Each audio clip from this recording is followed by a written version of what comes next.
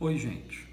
Algumas pessoas têm dito, em tom até de zombaria mesmo, querendo rebaixar o modelo calvinista, o modelo que vê Deus como soberano sobre todas as coisas, que é aquilo que é uma doutrina que nós ensinamos enfaticamente. Algumas pessoas têm dito de forma irresponsável, líderes até evangélicos, dizendo que os calvinistas, para eles serem coerentes, eles não deveriam tomar medida nenhuma, não deveriam tomar nenhum cuidado em relação a essa pandemia que está assolando o mundo aí, a epidemia do coronavírus.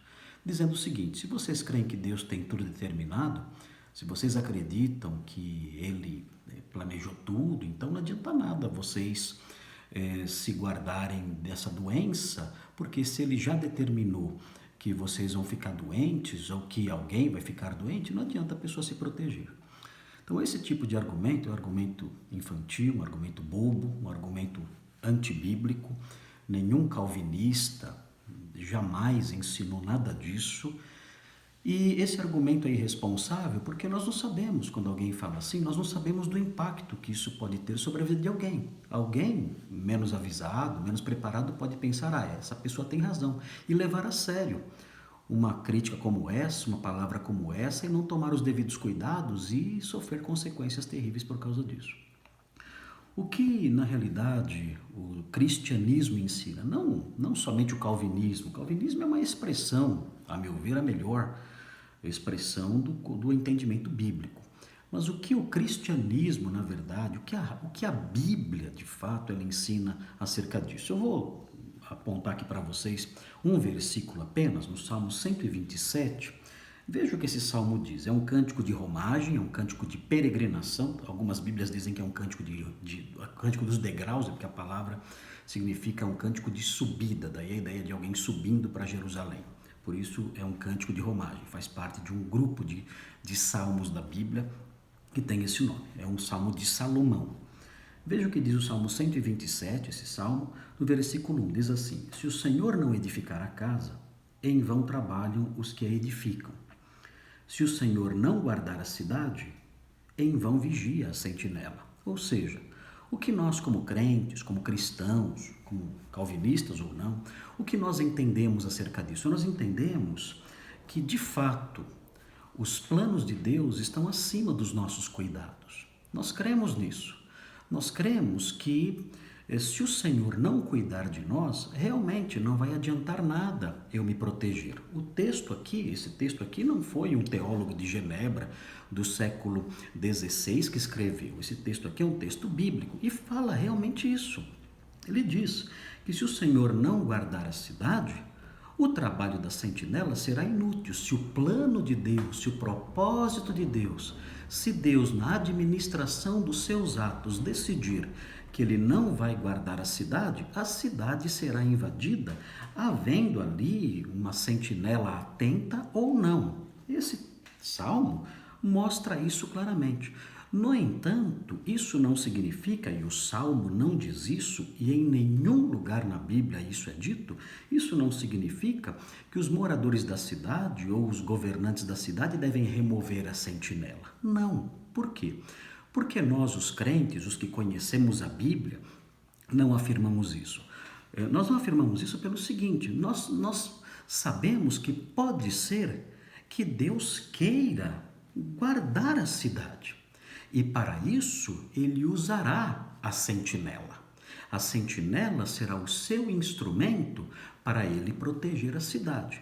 Como nós não sabemos se os seus planos misteriosos, seus planos não estão aí ao nosso alcance, a sua mente não está aí ao nosso alcance para nós podermos vasculhá-la e conhecê-la nos seus detalhes, os seus planos futuros para nós não sabemos se ele vai usar a sentinela ou se ele vai desprezar a existência da sentinela. Nós não sabemos disso. Então o que nós fazemos? Nós colocamos a sentinela. Se o Senhor quiser nos livrar, ele vai nos livrar, inclusive usando a sentinela. Isso é sabedoria. Se ele não quiser nos livrar, ele não vai nos livrar, ainda que nós tenhamos ali a sentinela. Eu quero dar um exemplo disso um exemplo disso no livro de Neemias. Eu vou mostrar aqui para vocês, Neemias no capítulo 4, é interessante, porque Neemias, ele conhecia esse salmo.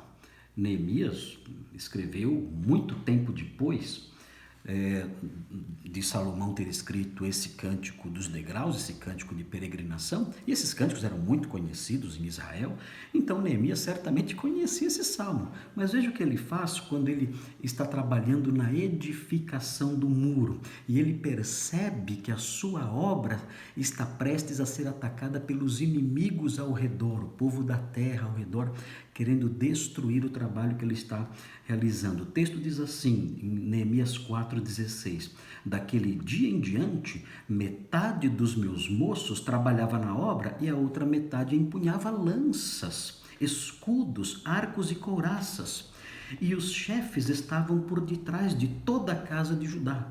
Os carregadores, que por si mesmos tomavam as cargas, cada um com uma das mãos fazia a obra e com a outra segurava a arma. Veja, ele ali cuidando, ainda que ele soubesse que Deus é soberano e poderia não querer livrar a cidade. Os edificadores, cada um trazia sua espada à cinta e assim edificavam. O que tocava a trombeta estava junto de mim.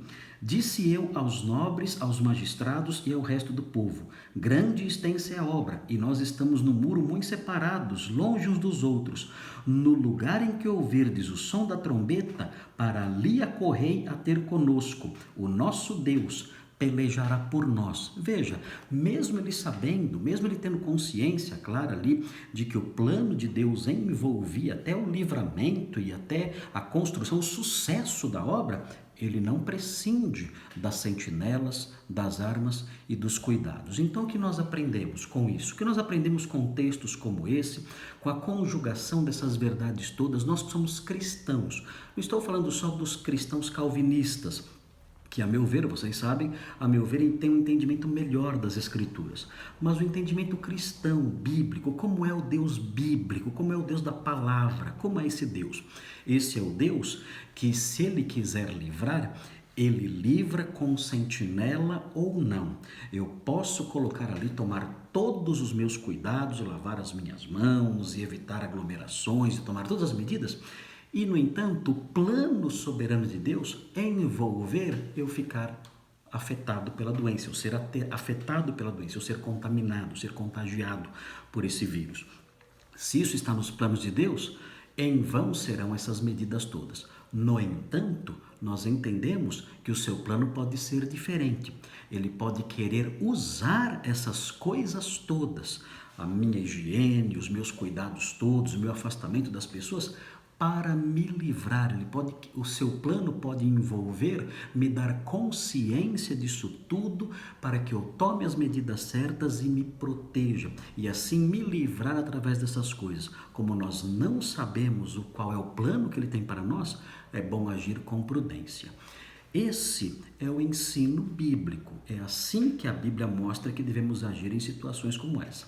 Então não leve a sério esses teólogos irresponsáveis que fazem essas piadinhas tolas com coisas sérias. Não leve isso a sério. Essas lições que eu acabei de passar para vocês, eu fico até surpreso de ter que dizer isso em resposta a supostos doutores da palavra ou até líderes aí de igrejas. É até surpreso isso, porque essas coisas eu aprendia quando eu era criança. Essas coisas eu aprendia nos meus tempos de menino, nas classes de EBD, nas escolinhas ali, na escola bíblica de férias para crianças, nós aprendíamos essas coisas. São lições elementares do cristianismo. Todo cristão com conhecimento pífio, fraco, basilar das Escrituras sabe essas coisas. No entanto, nós temos que dar respostas agora, hoje em dia, até para pastores que não entendem a teologia séria, a teologia profunda e fazem piadinhas, podendo até comprometer aí a saúde das pessoas. Mas que Deus abençoe vocês, considerem essas coisas e tomem bastante cuidado, sabendo, mantenha as sentinelas lá, sabendo que se o Senhor não guardar, em vão serão todas as medidas. A minha súplica é que os seus planos envolvam guardar todos nós, inclusive usando as sentinelas aí do lavar as mãos e do tomar os outros cuidados que nós temos aprendido. tá ok? Deus abençoe vocês e que essa crise passe depressa. Tchau.